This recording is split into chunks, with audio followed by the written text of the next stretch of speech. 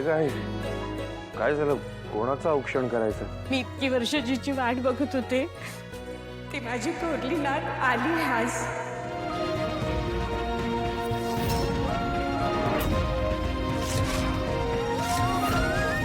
तुझी मोठी मुलगी आली आज. आपली गार्गी.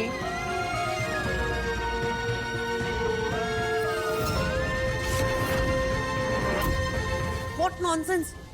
हे कसं शक्य आहे? आता ही कुठून टपकली अचानक? ती जर का घरात आली ना तर माझी अर्धी प्रॉपर्टी हिला जाईल. No no no no no. ही जी कोणी ना ही अजिबात घरात येता कामा नाही.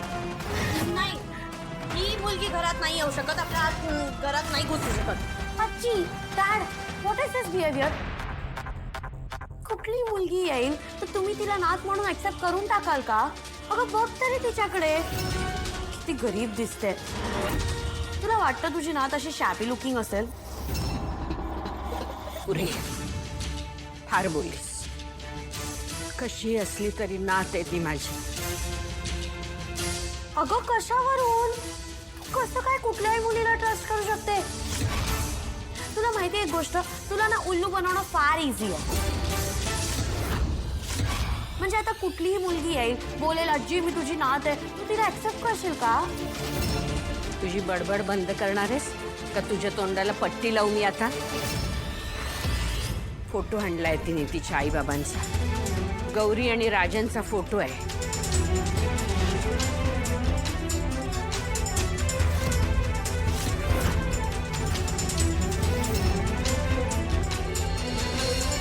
या फोटोवरून तू तिला ट्रस्ट करतेस?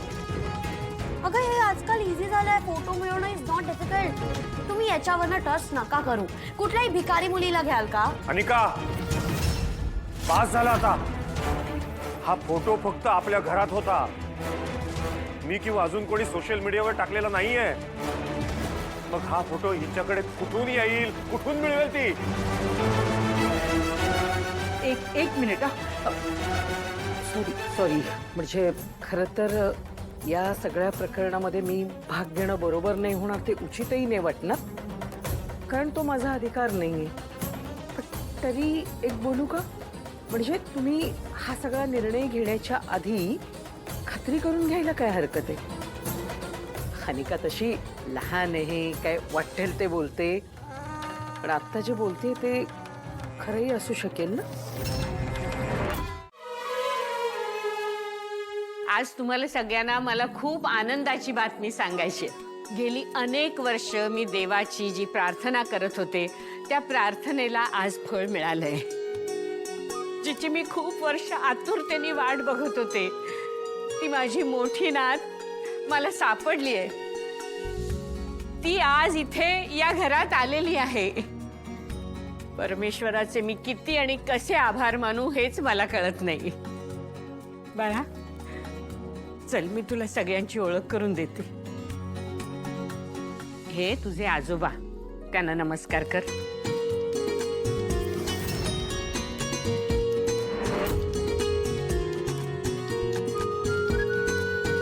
ह्या नयनतारा इनामदार, हा त्यांचा मुलगा ऋषी आणि ऋषीचा मित्र साहेबा. आपले आणि यांच्या घराचे खूप घनिष्ठ संबंध आहेत. नमस्कार, मी गार्गी. नाही बाळा, इथून पुढे गार्गी राजन महाजन असं संपूर्ण नाव सांगायचं.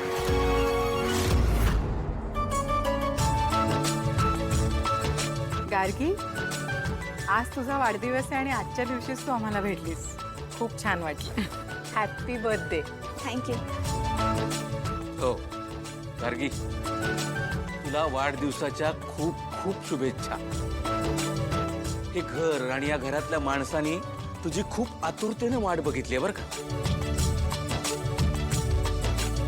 आज अन्नपूर्णा आजींना त्यांची नात मिळाली, पण हा चांगला मोमेंट सेलिब्रेट करायला कमळी कुठे दिसत नाहीये. तिला तर आमंत्रण असणार, अजून आली का नाही ती? बर चल. आणखीन एक अनाउन्समेंट करायची आहे मला.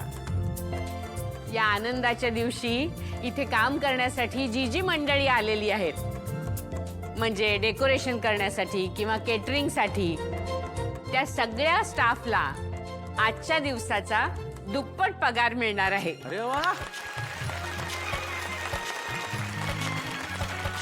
आणि ही माझ्या मोठ्या नातीकडून तिच्या वाढदिवसासाठी असलेली एक छोटीशी रिटर्न गिफ्ट आहे.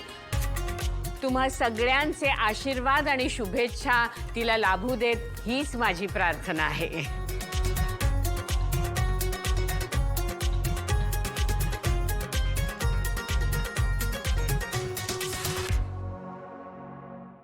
ऐकलं कशी दिसते मी?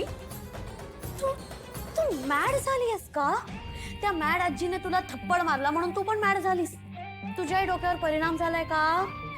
अगं तू अशी कशी वागतेस? काय करतेस तिथे? ती ग्रेट ग्रँड डॉटर, त्यांची डेड डॉटर वापस आलीये ती. काय बोलत होतीस तू? हा काय बोलत होती? डाव केलाय, असं डाव केलाय आणि तसं डाव केलाय आणि ती येणारच नाही आणि हे ते काय काय बुलशिट. पण आलीये ती. आता काय करशील? आता घेणार ती माझी अर्धी प्रॉपर्टी खाऊन जाणार आणि तू इथे गात बस गाणे. ठीक आहे, तेच येतं तुला. सगळे डाव तुझे नेहमीप्रमाणे फेल झालेत. किती बोलशील? एवढासा वेळ काही दिला तर लगेच अगदी मला एवढा ऐकवायला लागलीस. तू तुझ्या ग्रॅनी आजीला अजून ओळखलंच नाहीयेस.